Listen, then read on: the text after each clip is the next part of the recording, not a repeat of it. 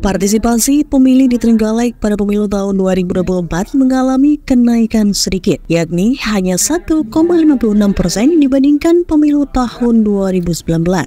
Tingkat partisipasi pemilih pemilu 2024 81,94%, sedangkan pada Pilpres 2019 lalu 80,38%.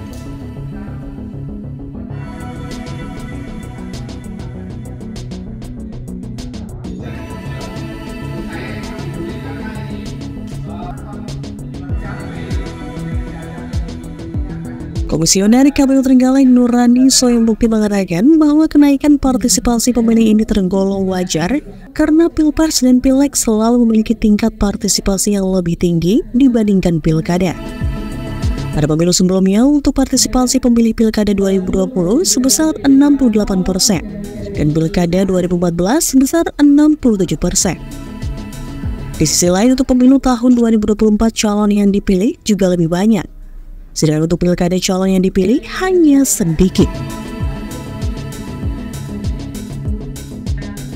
Lebih lanjut, Nurani Soyembukti menjelaskan dari segi sebaran partisipasi pemilih tertinggi berada di Kecamatan Monjungan, Gandusari, dan Bendungan.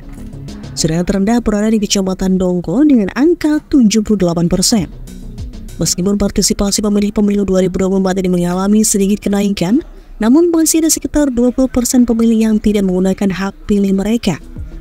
Alasan mereka tidak memilih cukup beragam, mulai dari kendala administratif, teknis, hingga ideologis.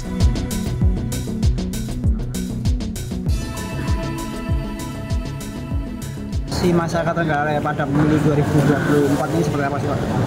Kalau dari tingkat kehadiran di TPS atau angka partisipasi masyarakat untuk pemilu 2024 ini di Trenggalek ya ini kami setidaknya saat ini yang kami data sementara ini Pilpres ya.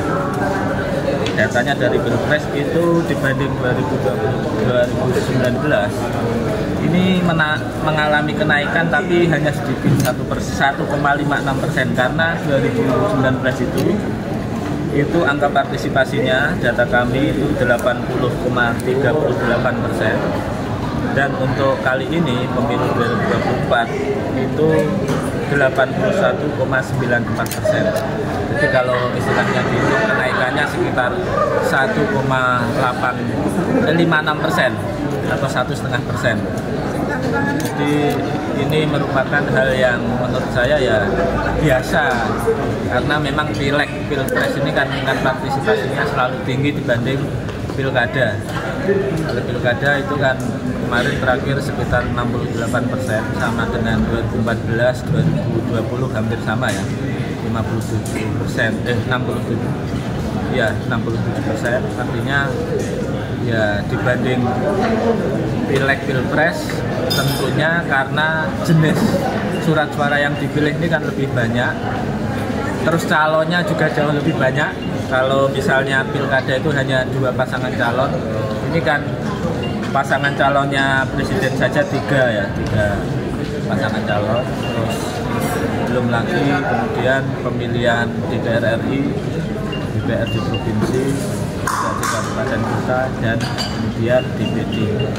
Jadi bagi kami ya hal yang wajar, bukan suatu hal yang istimewa.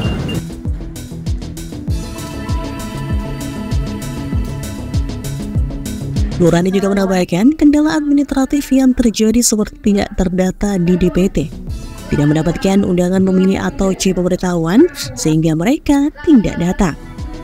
Kendala teknis seperti sedang panen, waktu bekerja, dan lain sebagainya. Sedangkan kendala ideologis seperti menganggap calon-calon yang ada tidak membawa perubahan atau menganggap pemilu tidak berkaitan dengan nasib mereka.